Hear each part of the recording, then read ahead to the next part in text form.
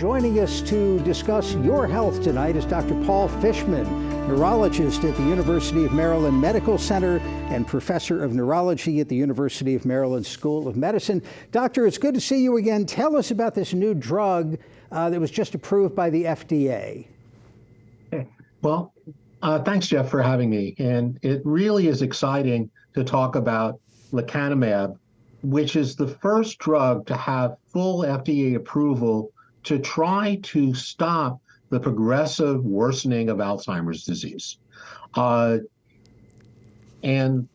even though its effects are modest, it really is a step toward changing the biology of Alzheimer's disease, where there have been many studies before that have never been successful in this. It really is the culmination of probably about an idea that's been around for more than 20 years, and there have been many studies that have been unsuccessful, and gradually this idea that one could give an antibody, a monoclonal antibody, and try to remove the toxic abnormal protein that actually Alzheimer noticed 100 years ago, but has only been biologically known, biochemically known for about the last 30 or 40 years.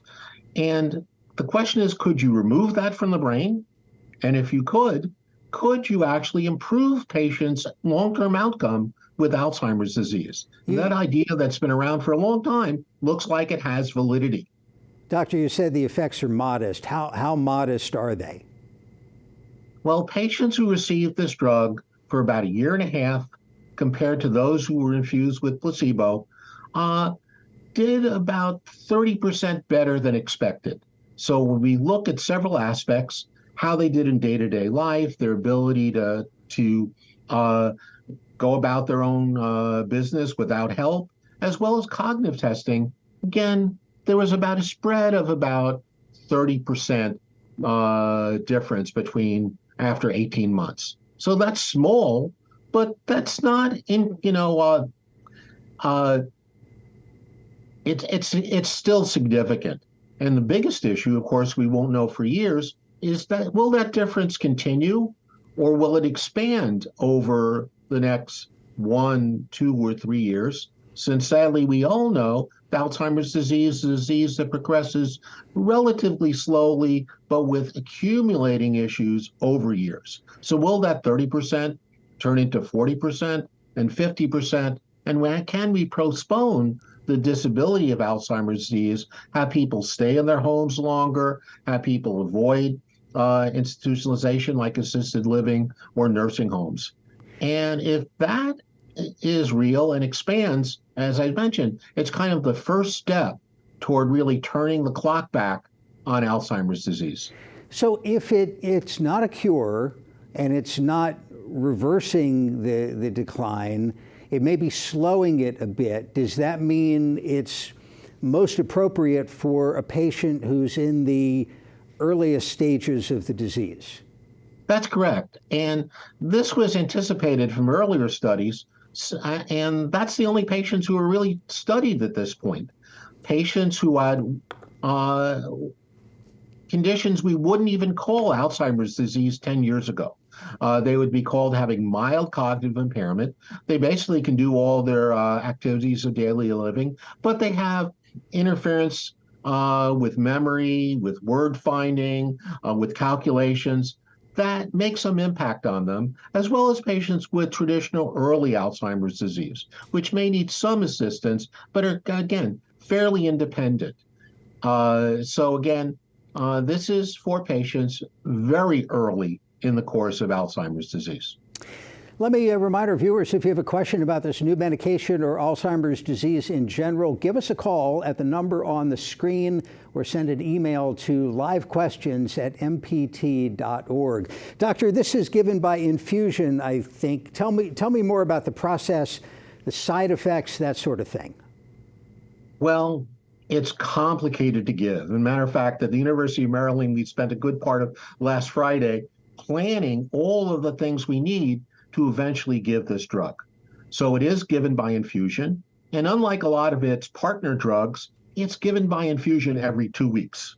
So you have to have an infusion center they have to be monitored. A fair number of patients would have an infusion reaction, an allergic-like reaction, usually not severe, but again, patients have to be monitored by a nurse. Uh, all patients have to have a special form of brain scan uh, looking for deposits of amyloid, since in the older days, a lot of times we thought a patient had Alzheimer's, but it really turned out to be another form of dementia.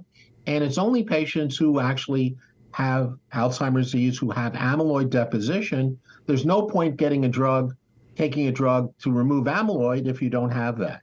So patients will need a special form of nuclear medicine scan that really needs to be read by an expert to say definitively there's amyloid here, that this is a patient who's a good candidate. They have to have cognitive testing to really measure, are they in the early stages of Alzheimer's disease and are not too advanced that they would still qualify, and also to measure, is their cognition worsening during the course of this or being stable. They also need to be monitored for the most significant side effect of this class of medications, which can cause, in particular, some degree of brain swelling, and even at some point, some degree of small brain bleeding. And again, a sophisticated, well-trained radiologist has to look at MRI scans both beforehand and during the treatment process to make sure that there aren't risk factors like a small amount of bleeding into the brain to begin with, because patients with Alzheimer's disease can have small brain hemorrhages. You would never want to give that type of patient this type of treatment. And to monitor it, if patients develop brain swelling or brain hemorrhages, they need to be withdrawn from the medication. So the monitoring process is intense. Let's take a phone call from Frederick County. This is Peter. Peter, thanks for the call. Go ahead. Yeah, with all the side effects, wouldn't it just be worthwhile to key in on the early Alzheimer person, the person 50 years old, and it's shown that they do have Alzheimer's disease because of, they had a PET scan of, to show that it definitely was Alzheimer's and not another type of dementia. That person has many, many years instead of that 80-year-old who may have multiple medical problems and the side effects. You have to look at the risk versus the benefit. Peter, thank you very much for the phone call. Doctor, on that point, is one of the things you would look at in a younger potential patient, whether there's family history? Well, particularly with early onset. Family history is a bit of a predictor, particularly with those early onset, and there are a few genes that have been identified. But there are two aspects to those questions. One, there are side effects, but in general, they're mild. It was actually very few of the patients had to be taken off the drug because of the side effects. And that's because the patients were well monitored. And through previous studies, they know that this particular dose usually did not have significant side effects. The most common one was basically just a headache that would go away. And it's actually very difficult and sometimes not particularly practical with current technology to identify patients before they have any symptoms. Jeff's right that if they have a strong family history and then identified with risk factors, those patients can be done. But these PET scans, the idea of doing them throughout the population, they cost between $3,000 and $5,000. Should everyone at age 50 have a PET scan? That's an experimental question. And the question is, if you went to these very early patients, would they do any better? Would you prevent, would the outcome be any different than the group that they're using now? And that's a scientific question that isn't yet resolved. And the cost of the PET scan gets to an email from a viewer who wants to know what's the cost per month of the drug, and is it going to be covered by insurance? I think it is covered by Medicare.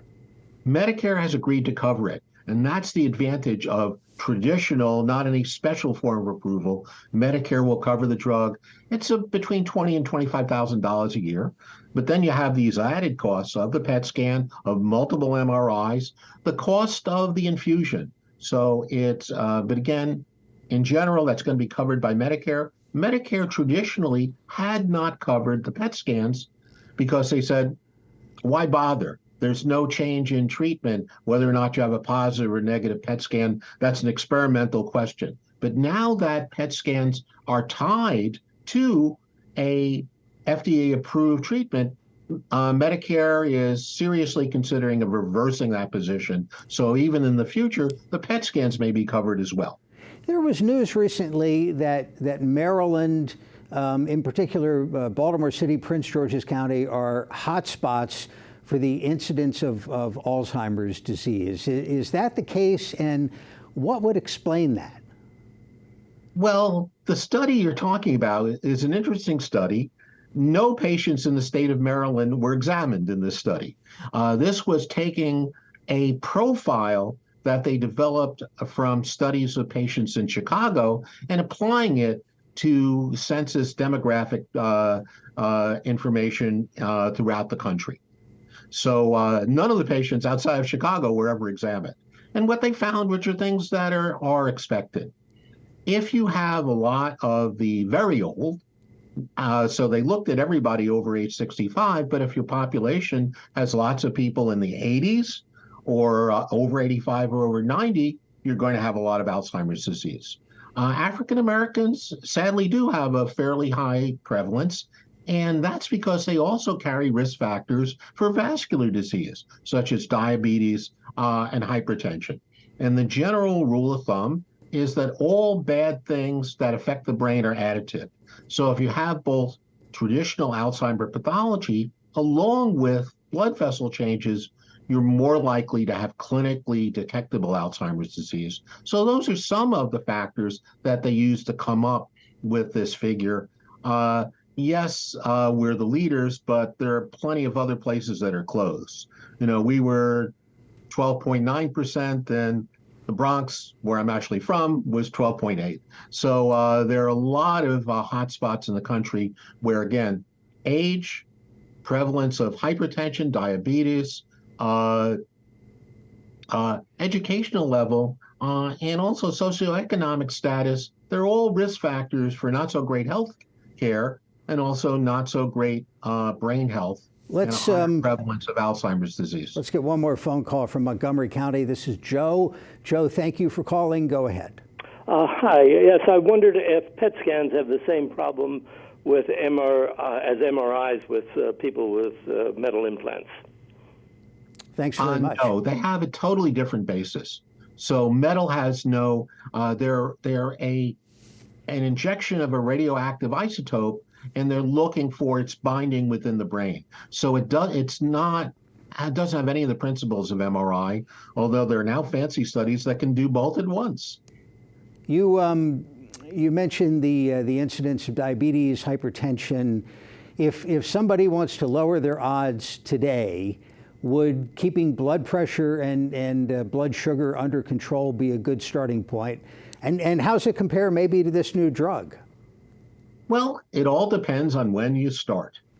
If you start at a relatively young age, it is a very powerful risk reduction factor.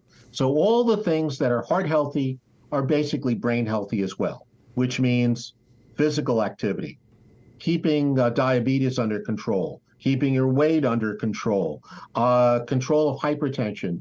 Those things, and those have been studied intensively over decades. And if you do that over 10, 20 years, that even outweighs the power of many of the genetic factors. But the question is, the longer you wait, the more these vascular changes accumulate, the harder they are to reverse. So they're always important to control, but you're better off controlling them as early as possible. If somebody watching thinks they may be a patient or maybe a candidate for this, wants to learn more, maybe a family member, is this going to be at tertiary care, big hospitals like Maryland? Very likely. Just as I mentioned, not every center is even capable They're called positron emission tomography. So so a positron doesn't last very long. So you have to have the capability to do PET scans. You have to have the experience to interpret them, and the monitoring of the MRI. Even in Maryland, Dr. Fishman, we're probably going to designate. I'm afraid we're going to have to leave it there. Dr. Paul Fishman of the University of Maryland Medical Center, thank you very much. Thanks for having me.